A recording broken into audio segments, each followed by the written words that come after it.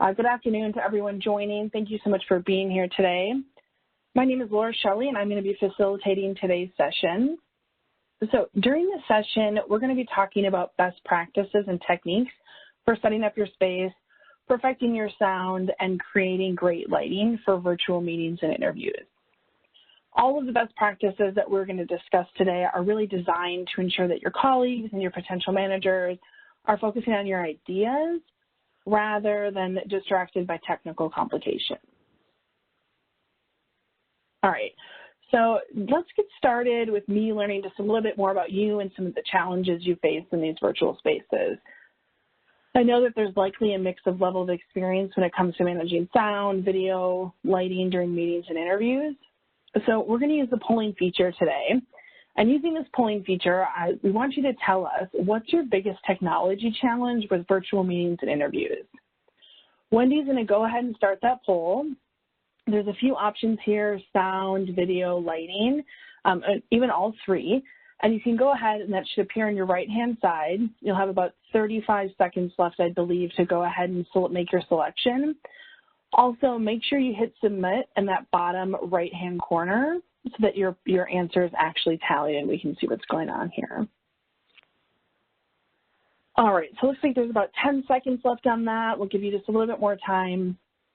I know for me personally with this work, when being virtual, that I often struggle with the lighting piece because I have some rather large windows in the space where my office is, and it can get a little overwhelming, and my balance of curtains isn't always great. So I know for me that's something that's been a little bit more of a challenge from time to time to deal with, especially on the lighting front, and having to work through that.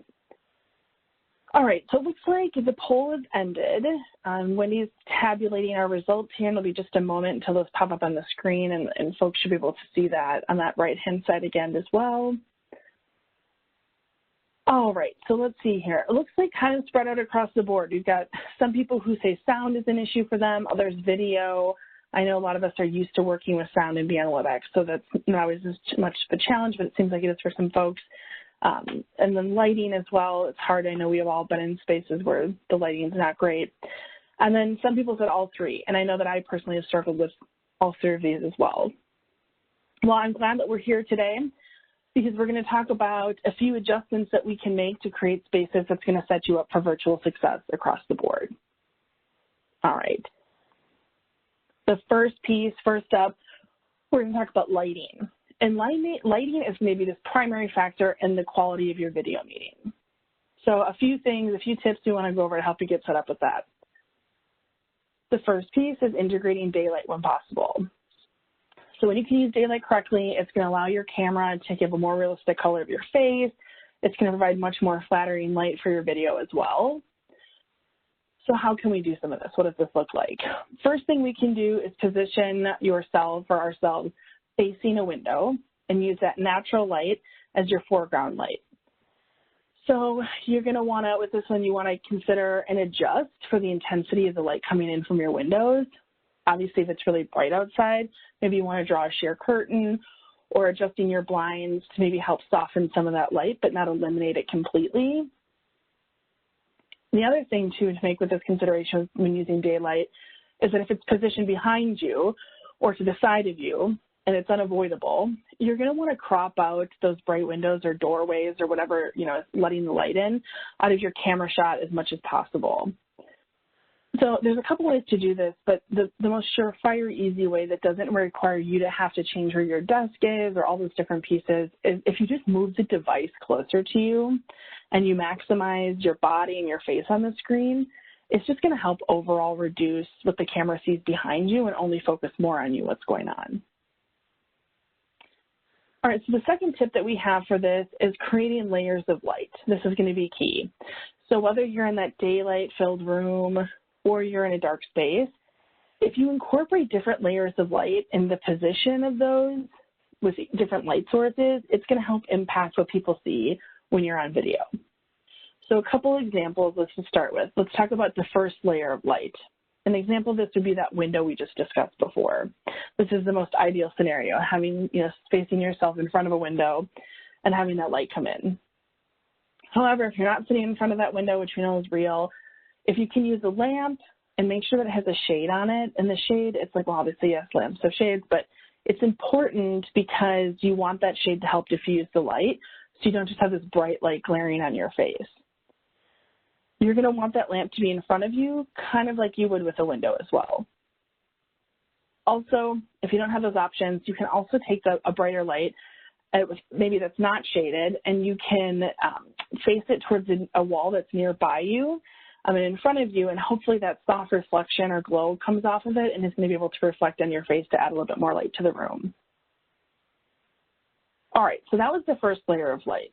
The second layer of light is going to be an additional light source that happens behind you, which is going to help create balance.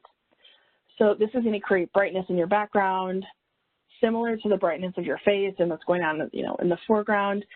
And it's going to help you from having your face be too bright or too shadowed. So some examples of second layer of light would be overhead lights, flipping those on, a floor lamp, table lamps, anything behind you that's going to help fill some of that darkness that might exist in the space behind you. Also, if you can use that natural light that we talked about earlier, that's awesome. Go ahead and use that, but you might just need to use a curtain to limit the amount of light, or maybe let more light in. So just be mindful of that.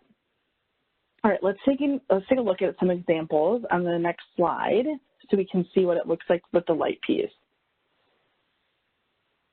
All right, so let's talk through what we're seeing here with lighting. In that top left-hand image, it shows light only coming from the computer screen. You notice how his face is lit up. It's making it as though his face is bright. You can see what's going on, but behind him, it kind of looks like he's sitting in a cave or like a dark room.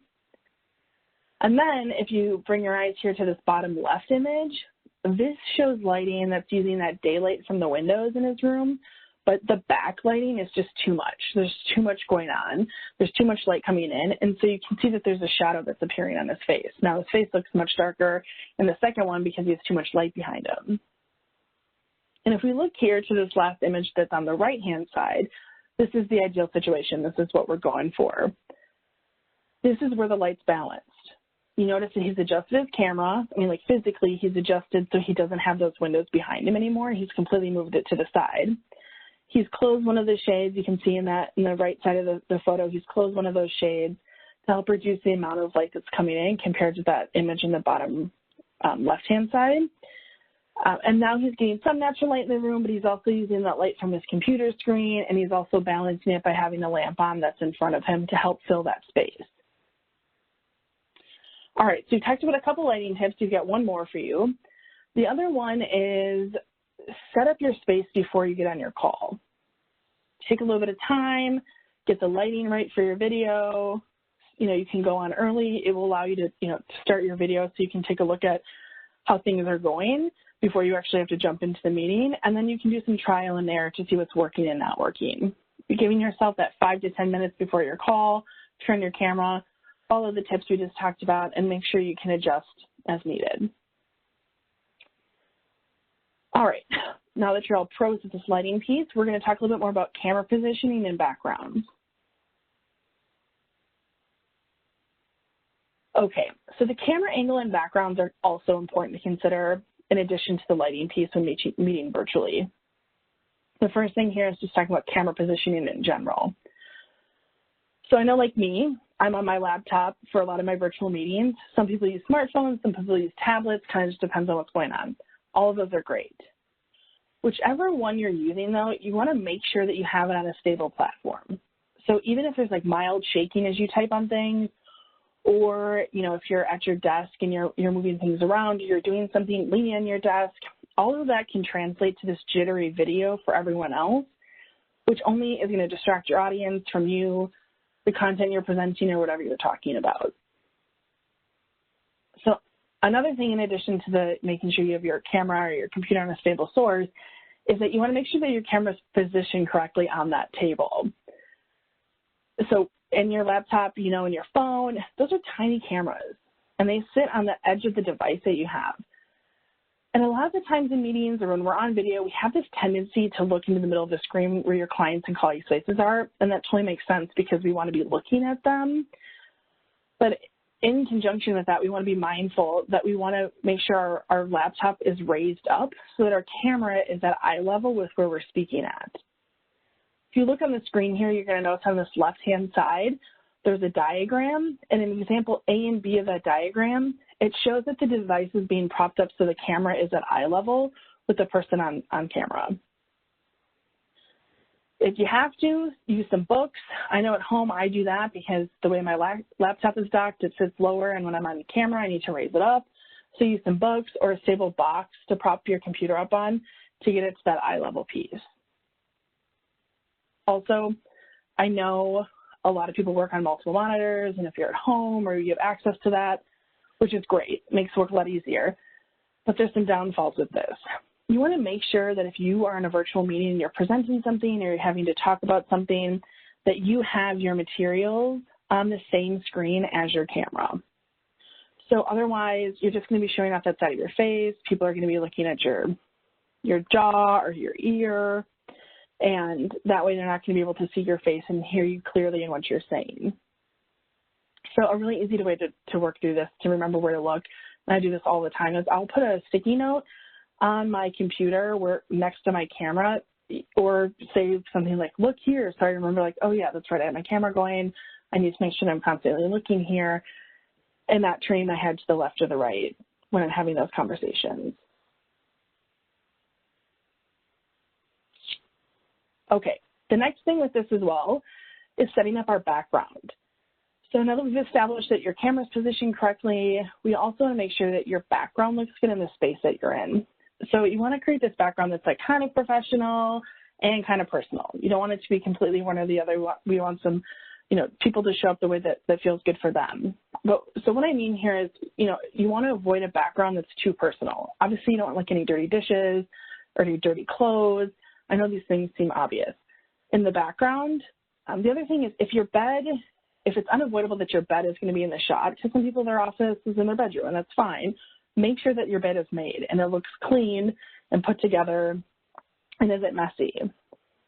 The other thing is flipping the switch, and you just don't want things to look too sterile or, like that just uber highly professional, like you're in some sort of, science lab, it's just a white wall behind you. You want to make sure that you have a little bit of background decor happening. So maybe that's like a bookshelf or a bookcase. You can display a couple items on it. As well, like plants are a really good option. Add some color and pop to the background. The other thing here too, and that we've discussed in other sessions, is if you have those virtual backgrounds that you can use, pick the one that's professional looking, that's like the office space that's set up. There's another one I think on WebEx called Daylight, looks really nice for anyone who uses it. Just has a more muted background, looks like some light coming in, and takes care of some of those issues of, oh, I don't feel good about my background. You can put those virtual ones up to use in place. I probably wouldn't pick the beach one. It doesn't really give off this professional vibe. It might be able to, better for something that's like a little more informal or supposed to be fun, but use the ones that have a more professional feel when you're in those virtual meetings or if you're interviewing with someone. The other honorable mention we're going to give right here too is just the idea about what you're wearing and making sure that you have professional dress. So you want to go into these meetings feeling good about the way you look. Make sure your hair is done, you have clothes on that are on a business casual side, or if you need to be more business, if you need to be in more proper business attire or formal business attire, obviously dress accordingly based on what's being asked of you. But, when in doubt, a button down is always a nice route, a blouse, polos, those types of options to show that there's a level of professionalism attached to this. Obviously no hats. You want to look like you're going to work. All right. So let's move on. Here we're going to talk about improving our sound on video calls. So just as important as being seen is also being heard. And meetings that I'm in often in times with people, which is every day, audio problems have a tendency to be a much bigger issue than video or some of the background stuff. So there's a few ways that you can combat this and make sure that your sound is on point for these meetings. The first thing is use an external microphone if you have access to it. So almost any plug-in device here. That's maybe like a desk USB mic, a USB headset, even like wired earbuds with a microphone, or a wireless headset if that's what you have access to. this is going to sound better than using that built-in microphone on your laptop. The other thing is making sure that you're placing that microphone like 5 to 6 inches from your mouth. If you can't get the mic that close, or you don't want to use a separate microphone like that headset we were talking about, try to place your microphone in the path of your voice in the way that it normally projects to help catch your voice and make sure that people can hear it on that call. And the other thing, I know Wendy on this call uses a Logitech headset. I'm using a headset right now. You want to use headphones or headsets whenever possible. So headphones or headsets, they're going to help prevent any sort of feedback loop that results from your mic picking up other things or other people speaking around you. And obviously it's easier because you can keep the mic closer to your mouth when you're speaking, so you're not catching as much of that background noise. And then the last piece with this is in the room that you're in is to add fabrics or be in rooms that have fabric that are going to help counter that echo. So if people are hearing a light echo on a call, literally the sound of your voice bouncing up the walls, which can happen in a more empty room, the practical solution to this is a couple things. Adding fabric to the room to help absorb some of the sound, or, and this one might be a little bit easier, but is placing yourself in a room that has fabric integrated into it already. So examples of this are going to be something that has like an area rug or just full-on carpeting. If it has drapes or blinds, these are all going to be like reasonable things to help or to consider when selecting a room to have your virtual meetings or interviews in.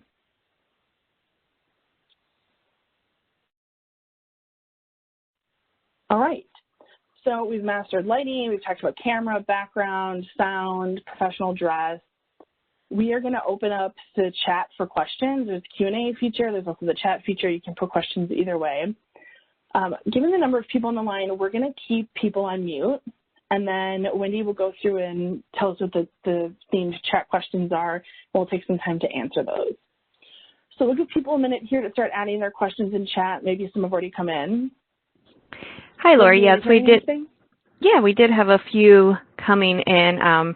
What if you have a desktop and not a laptop for camera angles?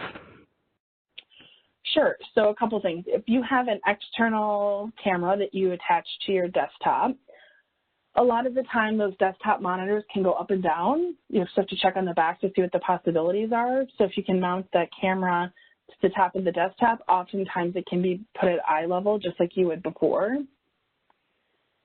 And the other option is if you don't have an external camera, it would be to use like a cell phone or a tablet to partake in those video meetings to make sure that you're able to show up on video as needed. You may have to prop them up like on that box you were talking about or on some sort of stable surface, but you can absolutely use those as well.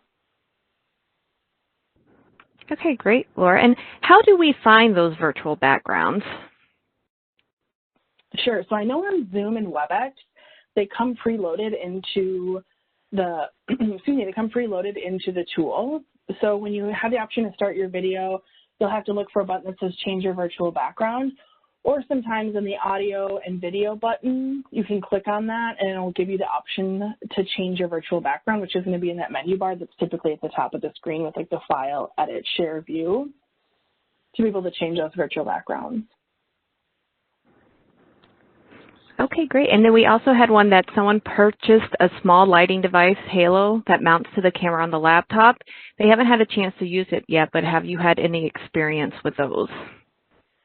Yes, that's a great question. We had that in our earlier session as well. I have one of those. I have a colleague who has them as well, and they're great. So you still have to have some background lighting going on, but it does really help create a nice light on your face. And if people are, I mean, that's something I purchased myself. If people are, saying they like that, they like how they look on camera with it, it does definitely give a nice appearance. There's some things to consider with purchasing those is if there's an option for different types of light that comes with it. So like it can be softer, it could be something that's like a little bit more blue. You just want to make sure that you're warm. Maybe you want to, maybe have one that has a couple options, because I find like when I have the one that's a little bit more warm, it makes me just have a little bit more of that natural look to my face versus some of the bluer lights, which can just be a little bit cooler looking. But those are really nice options. Okay, great. And what about standing for a meeting? Is that okay? If you have a standing desk and are able to prop your device up to be standing, and you're not distracted by standing, or you're still able to perform your job or what's being asked of you or to interview in the same level that you would sitting down, and you feel comfortable with it, I think that that's okay. A couple things when you're standing, though, I think it's a lot more easy to people to fidget or to maybe be swinging back and forth. And so you just want to be mindful that you're not doing any of that while you're on those calls virtually and standing. But if you have a desk in front of you and you can have your hands on it or still be typing and do what you need to do to present, I think that's a great option. Great. And then any advice if the natural lighting is on the right-hand side of your face and the other side appears darker? Sure. So a couple things. So it sounds like I'm guessing you're seeing a room that has windows on your right-hand side, which is something that I also have a hard time with in my office because I have big windows on my right-hand side. So part of what I do is I have a desk lamp that sits on my left-hand side to help balance that out to bring in additional light. That also just helps me throughout the day as well because I find that the right side is obviously brighter. So that helps, and sometimes I can tilt that up a little bit more towards me to have that softer light on my face. It is, it's a desk lamp, so it has a warmer bulb in it on purpose to help with some of that, not cast too much blue. So adding a lamp on the left-hand side would be the best option. Also, that ring halo light that we just talked about would also work if you feel like the right side the left side is really dark. That halo light's going to help just balance everything out in front of you in general, no matter if you have light coming from the right or the left. Great. And then what about if you live in a very busy area, like someone lives in LA and it's very noisy and around there, and so about other surroundings? So what do you suggest with that when there's a lot of outside noise interference? Sure. So, for a couple things, like obviously make sure the windows are closed if you can. I get that not always permits with temperature. People are also understanding that there is going to sometimes be background noise on things, but a couple of the ways we talked about today that could help limit that would be using, maybe in your case, like an actual headset that has a microphone that's adjustable that can go up and down on your face depending on where you have it positioned. These types of devices are going to help make sure that no other noise is caught, and some of them have better technology to make sure that it's just focusing on the noise right in front of them and doesn't pick up any of that ambient noise, which can be distracting. The other thing as well is that sometimes some of those little things you can hear, like a car driving by or the garbage truck that's down the street, it doesn't necessarily mean your colleagues can hear that or the people you're on the call with. So always good to, keep yourself on mute, go on and off mute as needed, especially if it's noisy. But you can also ask the people on the call, like, is there a lot of background noise, a lot of distraction? Like, just want to make sure it's not too loud, so you can get a better idea of the level of loudness actually going on. Great job. And do all web tools have virtual backgrounds like WebEx, Zoom, Teams, etc.? I know that. Yeah, good question. I know WebEx, Zoom, and Microsoft Teams all have virtual backgrounds that you're able to use in those sessions. I work with colleagues on all those platforms, and all of them are able to put backgrounds up. Beyond that, I don't know. I'd have to see what the tool is, but that's something that's just becoming more common as people have moved to more remote work. Great. And I did have someone just write back that to the person asking about background noise, a dynamic microphone with a high pass filter helps with those to kind of filter out that background noise. Yeah, thank you. Yes. What would you do if your video connection is intermediate, like someone's having issues with Teams more than other ones? Is there any advice on how to help with video connection? Well, a couple of things. Sometimes if you have other applications running, you want to make sure you close those out. Anything that's taking a lot of, bandwidth from your internet, if you have 4 or 5 devices on your internet, they're using your internet, maybe switching your phone to cellular or your phones to cellular, and then, so it can increase the bandwidth that you have going on. The other thing too sometimes is when some of these platforms are running a ton of meetings at the same time, like WebEx or Zoom, it also their bandwidth is affected. So sometimes it's you, sometimes it's the programming or the program that you're using that's hard to tell, but if you're having a lot of trouble with it and your video is constantly like shorting out on one call, it can be a good idea to just go off video for a little while and then try to go back on to see if it helps improve it. And it depends on the context of the call, and if you need to be on video and that's critical, you might want to consider rescheduling the meeting or going someplace that has better access to internet or Wi-Fi to make sure that you don't have your video shorting out. Okay, great. And I know that we're getting a lot of great advice in chat as well from everyone, so appreciate all the tips and advice that everyone has as well. A recording will be sent out for this meeting next week, so a follow-up email will be sent to everyone, so that includes the recording. And, oh, another question just came in. One moment. Yes, some people said there are those distortion problems with the virtual backgrounds, so kind of be careful for those, because if you do move around a lot, it does look very distorted with the virtual background. So yeah, that is definitely something to be mindful of. But if you did ask a question that was not answered, please definitely email me at wendy_dory@oxfordcorp.com, and we'll make sure that your question is answered.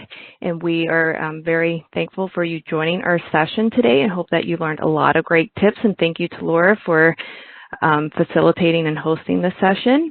And again, if you have any questions, definitely email us. And thank you and have a great day.